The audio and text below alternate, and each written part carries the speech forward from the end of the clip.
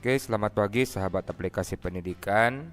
Pada tutorial kali ini kita akan eh, menjelaskan atau memberikan cara bagaimana kita membuat tes pada aplikasi UMBK CBT R22 V1 ya, atau kita membuat ujian ya, kita membuat ujian. Seperti biasa kita jalankan dulu sum control panelnya di bagian Apache, kemudian MySQL. Setelah itu kita masuk ya ke CBT admin, terus UMBK admin. Salah.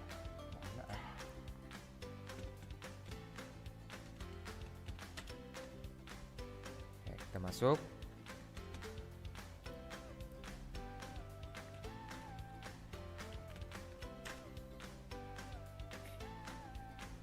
Untuk menjalankan tes pada aplikasi ini kita harus masuk dulu ke bagian jadwal ya. Di bagian jadwal ini ada di menu ujian, bisa klik jadwal ujian atau bisa pada panel token ujian ini, tinggal diklik cek jadwal. Kemudian kita tambahkan di sini pelajaran apa yang akan kita ujiankan. Nah, di sini nama bank soal. Jadi pada intinya sebelum kita membuat sebuah ujian, kita harus membuat bank soal dulu.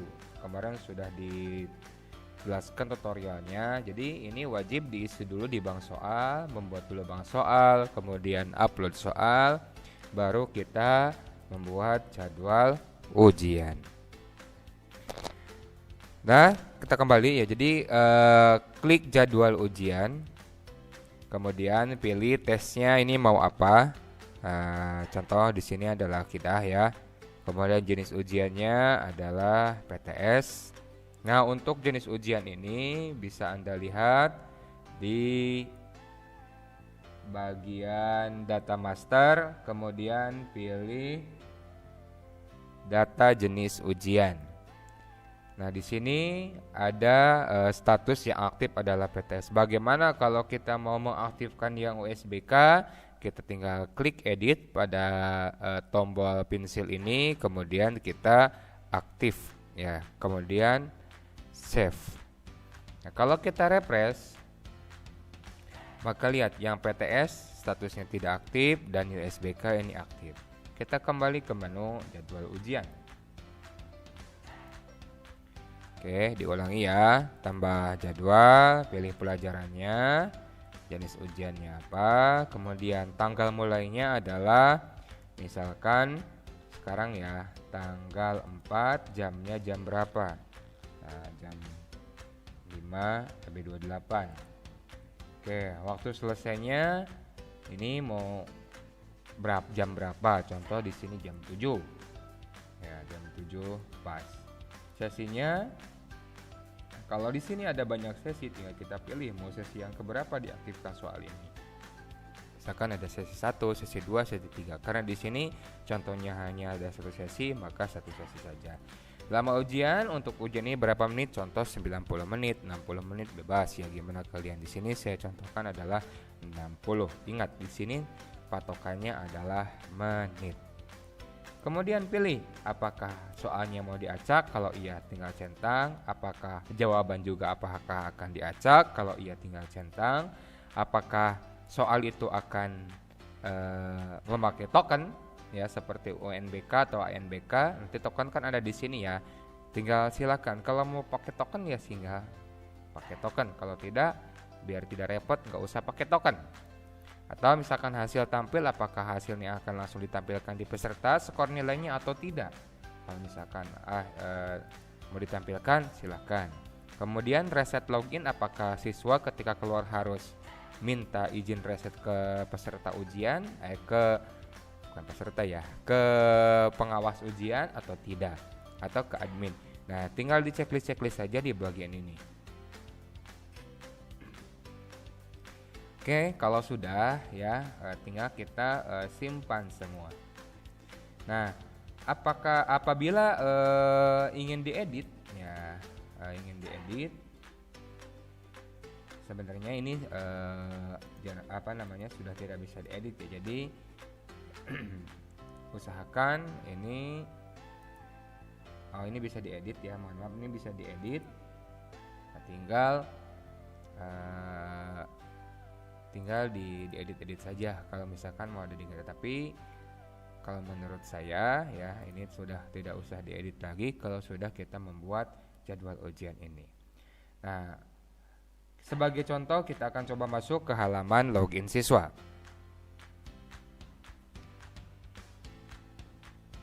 Ya, kalau untuk login siswa adalah cukup seperti ini saja.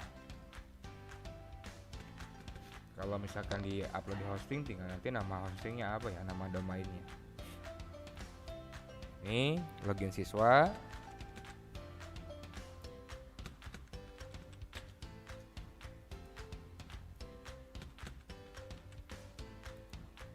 Wah, saya cek dulu, lupa ini. Kita peserta ujian dulu. Oh, ini ya, username-nya terbalik. Nah, ini terbalik.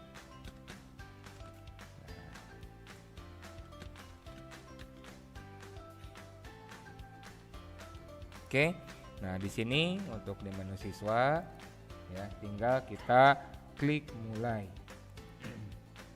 Oke, konfirmasi tesnya, kemudian tinggal kita isi oleh siswa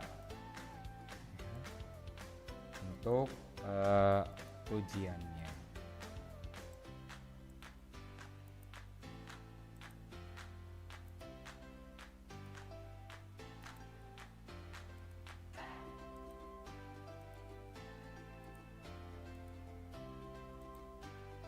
Ini saya hanya asal ya, untuk sampel saja.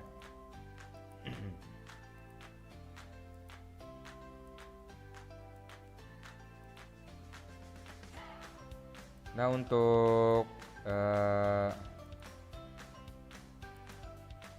ini siswa ini settingannya adalah wajib mengisi ya, ini wajib mengisi. Nah, kalau kita lihat di dashboard ujian, kita kembali dulu ke menu, maka kita bisa dilihat di sini nanti akan muncul siswa ya yang sedang aktif ujian.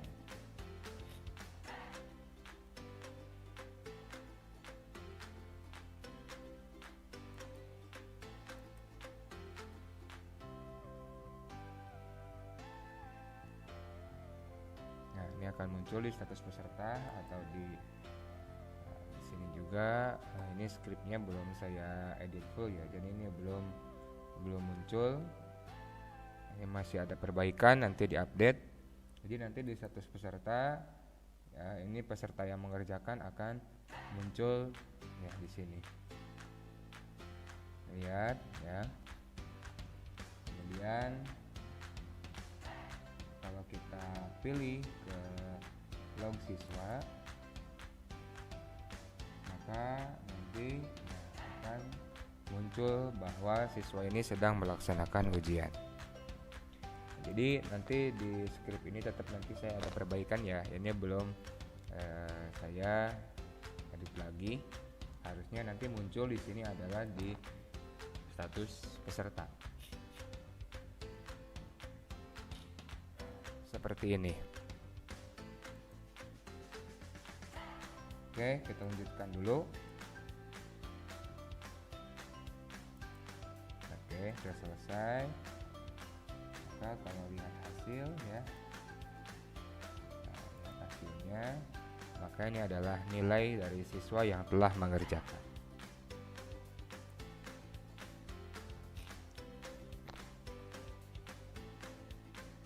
Oke, mungkin ini tutorial bagaimana memulai ujian ya.